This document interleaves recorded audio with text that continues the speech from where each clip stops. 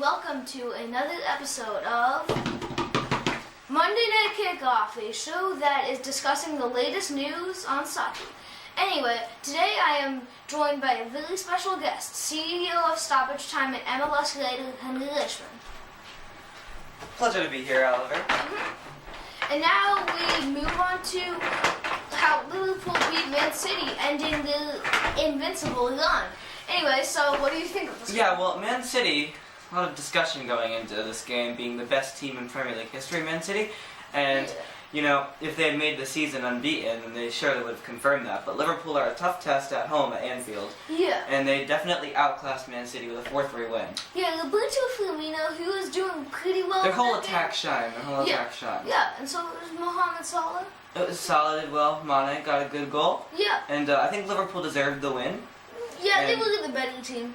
Yeah, and Man City almost came back. Does this say anything about Liverpool's defensive performances allowing Man City to almost make a comeback? Well, obviously they were excited that they were going to beat Man City, but you can't let that, affect the game. Well, yeah, Liverpool are known for giving up late leads. Well, sort of, yeah. So, yeah, Liverpool almost let go of that one, but it's a famous victory for them this season. It will be. Very entertaining and good game. Yeah. So, my question is, this is Man City's first loss of the season, and they are expected to win the Premier League. Does this open up a title race? No. You Man don't think City, there's a chance? at least, Man City are 15 points ahead of them. Yeah, they are. And if somebody catches up, it'll be a miracle for them. Because there are so many, points in between them that it's almost impossible. It's like you need 5 more wins to catch up in them, and Man City has to lose all of those games. So, title locked up? Yeah. No, well, it's a good spell for Liverpool. Do you think Liverpool will finish second? Maybe. I mean, Man U just beat Stoke a few minutes ago, and, well, they're still in second. Liverpool have the power. Now Virgil van Dijk, Maybe. no Coutinho, but I think Liverpool Okay, can do it. I'm going to make a prediction. Right at the second, right now, if Liverpool play Man U, Liverpool will win. Liverpool are the better team, and if not for Man City, this would surely be Liverpool's title season, and I think they can go into next season being really strong. Yeah, Do you think Man City will be able to repeat the magic next year? maybe. I mean, it's not like 2 seasons are the same exactly, but they'll be good next season. Maybe not as good as this season, but... Well, I'm thinking that this loss may crush Man City's confidence. You're flying high, aiming to be the first team in over a decade to be undefeated in the season, and then you lose so heartbreakingly, and Man City might suffer a dip in confidence because of this, and they've got some tough games coming up against ahead of them. Technically, they could win the title this month, or the next month, so... It's a long shot, very long Yeah. shot. But I think Man City might be a bit slow, might be a bit unconfident, and might be a bit depressed after their Liverpool loss because they were really aiming to go a season unbeaten. Yeah, But it's just a minor slip in the road, and they'll surely collect the Premier League. Yeah, they only got 1 minus goal differential, and that probably won't count to anything because they're 15 points ahead. Anyway, so... It's positive stuff for Liverpool. City will win the title, though. Yeah. Now, a player that City have been linked with, but more drama about him in the news, is Alexis Sanchez, one-way Arsenal striker. Now, he was originally linked with Manchester City. Now, sources say they're pulling out of the race and letting him go to Man U. But right after this, Liverpool are coming in, a bit less seriously than Chelsea are. So this is a huge race for Sanchez, a player who's wanted by all these top clubs. But now I think Who will he go to? Man U. Why do you think Manchester United will go to? Man U have been bidding the most for him.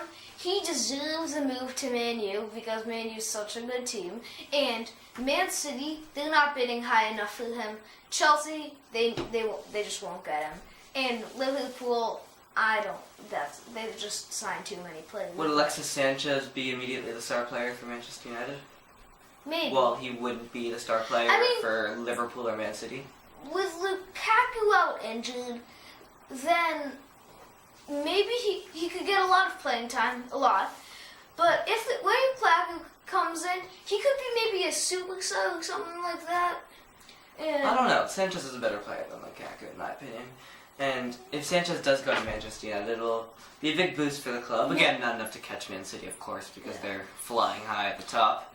But I think that if Sanchez does go to one of the supporting clubs, then they could really have a late season run for him. But if he goes to Man City, then he's not going to get any playing time. You think he was not in the starting 11? He's at the same position as Kevin De Bruyne, and nobody's going to take out him. I think Sanchez would get some playing time on the Man City side, but I don't think Pep Guardiola is willing to spend a lot of cash on this Sanchez player. So he won't go to Man City. Sanchez to Liverpool, would he get playing time at Liverpool? Yeah, probably. We've already got He three up there. He and Mohamed Salah could be a good combination.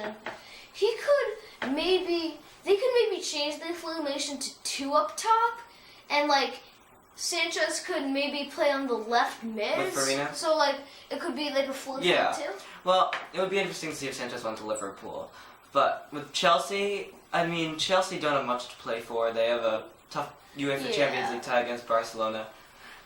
If they win against Norwich in the FA Cup, then they could make an FA Cup run. But I don't know if Sanchez is enough to give them a trophy. They've been good this season. They've been good. But Chelsea have been overlooked. Yeah. But I think Sanchez, in the end, will go to Manchester United because they want him the most. Mourinho's a huge fan of him.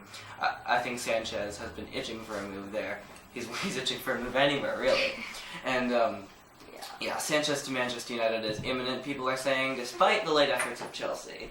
So, Alexis Sanchez, a lot of media hype about him, but I expect this to be resolved in the next day or two. And we both agree he's going anyway, going about 5,000 miles west, Landon Donovan. Yes. He has come back from retirement. He's come out of retirement at 35 years old to go to Liga MX club Lyon. This is a shock move for many because Donovan was prompted to be retired right after his amazing comeback spell with the LA Galaxy in late 2016. Yeah. And to come to a Liga MX club that seemed so far away from him a few years ago, it's really a shock. And why do you think he wanted to do this? I honestly don't know.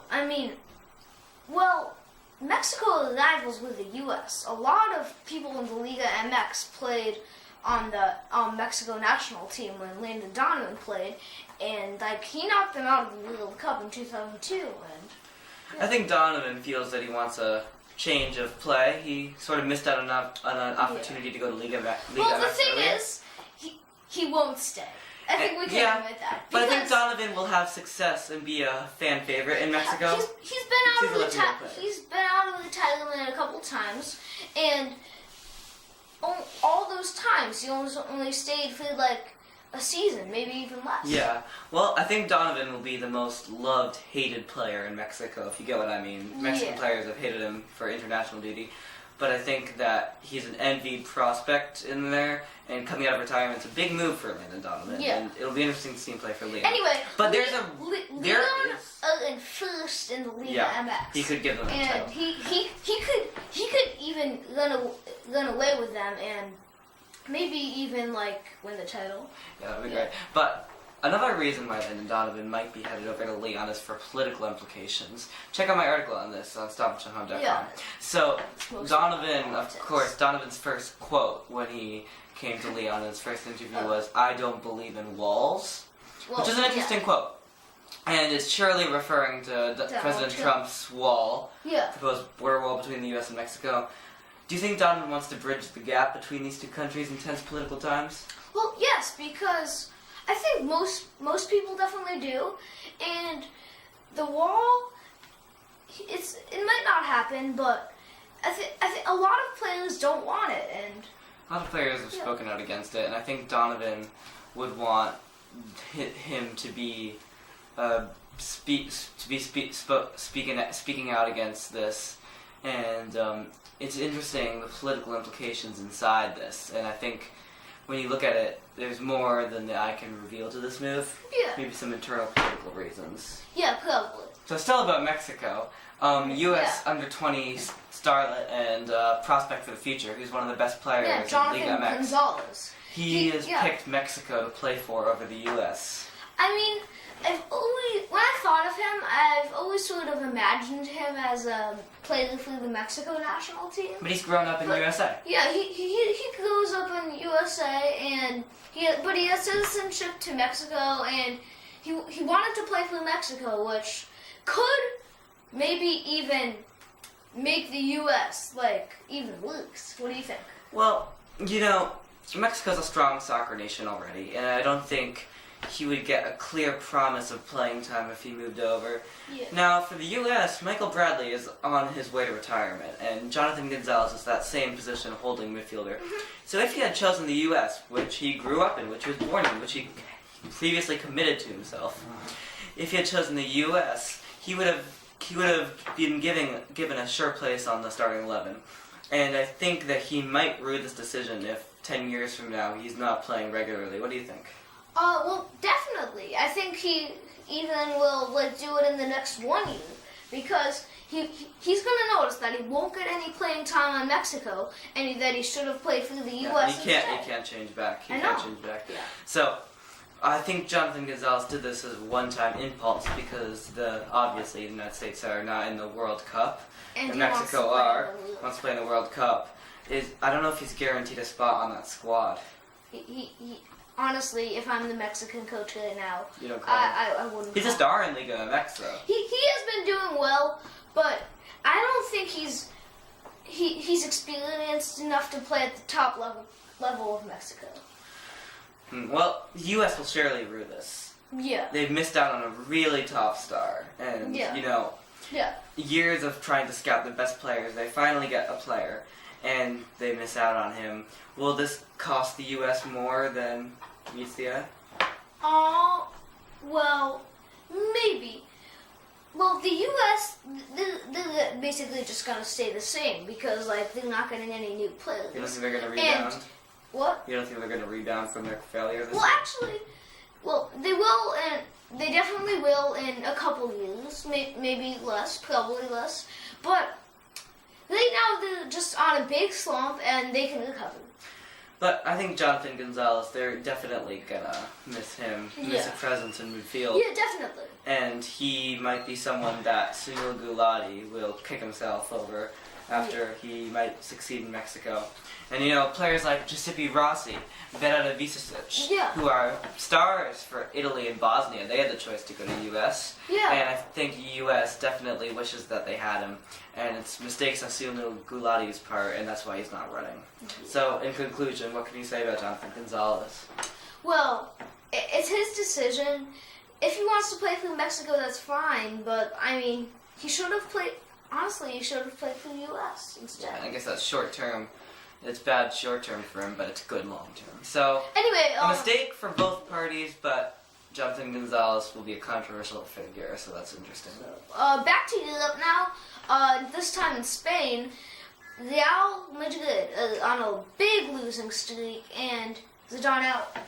Well, no, Zidane's not out yet. It's not confirmed. But Real Madrid are 15, 16 points behind Barca, I think. And their hopes of a La Liga title are really getting dashed right now. Mm-hmm. And with them having a tough draw in the UEFA Champions League against Paris, and maybe not even taking the Copa del Rey home this year, I think we are looking at maybe a trophyless season for Real Madrid. Definitely. Well, in your article with all the predictions for the season, a few months ago, you predicted Real Madrid will win again. And it's basically the opposite of that. Barcelona have come out more than we've expected. The loss of Neymar hasn't hurt them. While Real Madrid, I think there's some unsettlety there because Ronaldo is wanting out at the club. Yeah. And, Real Madrid, there's definitely unsettled. And Zidane has confirmed talks of clearing the air, trying to get players' attitudes back on track. And do you think this will cost Real Madrid? Clearing the air? But,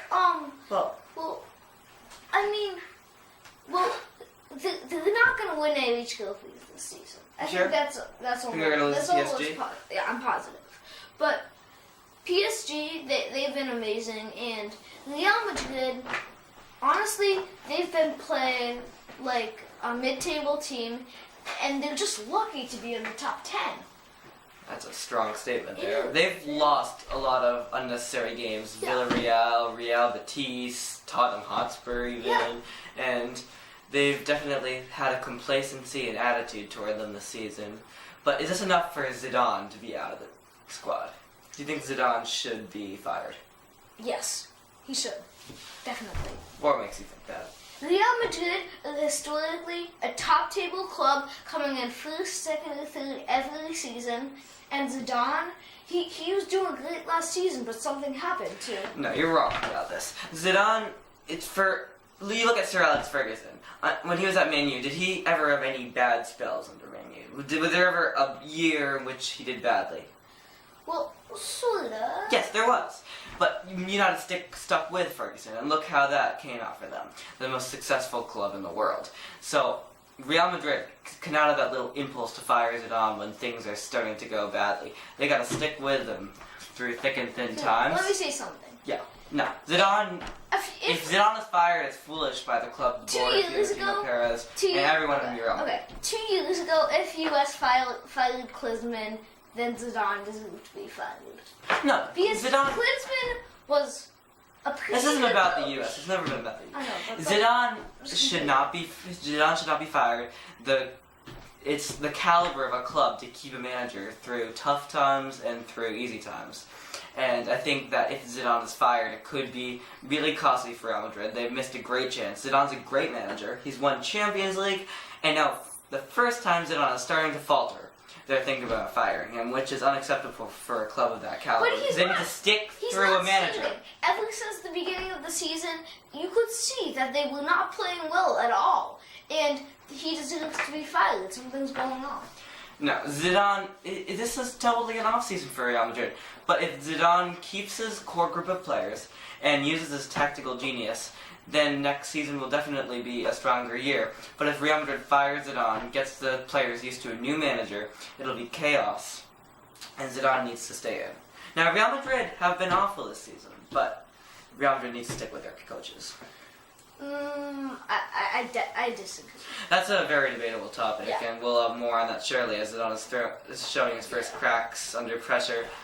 He's a new coach. Yeah. But, yeah, that's an interesting topic, and it's interesting to see Real Madrid do badly.